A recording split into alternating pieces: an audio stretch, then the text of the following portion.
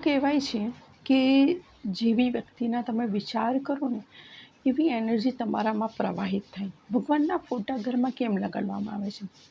કારણ કે એની પોઝિટિવ ઉર્જા તમને પ્રાપ્ત થાય, રાઈટ? તો પોઝિટિવ ઉર્જા પ્રાપ્ત થાય. હવે તમે 24 કલાક કોઈ વ્યક્તિ વિશે કન્ટિન્યુ વિચાર કરશો, એ વ્યક્તિની એનર્જી કેવી છે તમને ખબર નથી.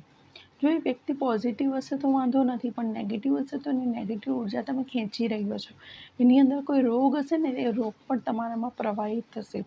તો તમારે મોટાભાગે વિચારવાનું છે તમારા ગુરુ વિશે, તમારા ભગવાન વિશે. મોટાભાગે તમે જોતા હશો, આપણાને વિચારો સૌથી વધારે કોને આવે છે ખબર છે?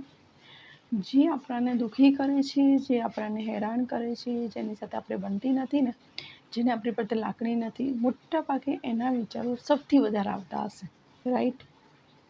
તો તમારે શું કરવાનું છે? એને ઇગ્નોર કરવાનું છે. હવે તમને એના વિચારો કરવાના છે પ્રભુના, કેમ કે નિર્વિચાર સ્થિતિ પ્રભુ અને ગુરુની જ હોય છે. તો આપણે હંમેશા નિર્વિચાર સ્થિતિમાં રહેવાનું છે. નિર્વિચાર સ્થિતિમાં રહેશો તો ધ્યાન સુંદર લાગશે, હેલ્થ સારી રહેશે, હંમેશા તમે ખુશ રહેશો. જેટલો તમે નેગેટિવ વ્યક્તિ વિશે વિચારશો, એના નેગેટિવ પોઈન્ટ તમારામાં આવતા જશે, એના રોગ તમારામાં આવતા જશે. ટ્રાન્સફર થાય છે વિચારો થ્રુ, વાઇબ્રેશન થ્રુ. તો તમારે પોઝિટિવ રહેવું હોય, ખુશ રહેવું હોય, હેલ્ધી રહેવું હોય, તો એવા વ્યક્તિના વિચારો કરો જે નિર્વિચાર સ્થિતિ અપનાવે છે. જેની નિર્વિચાર સ્થિતિ તમે એપ્લાય કરજો. એક દિવસ છે ને, કોઈ એમાં નેગેટિવ વ્યક્તિ વિશે વિચારજો. આખો દિવસ એ વ્યક્તિને તમારા આજ્ઞાચક્રમાંથી અહીંયાથી તમે કાઢી જ નહીં શકો.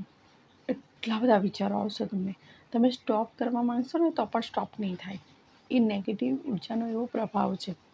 પણ બીજી વસ્તુ એ, તમને એટલા નેગેટિવ થોટ આવતા જશે.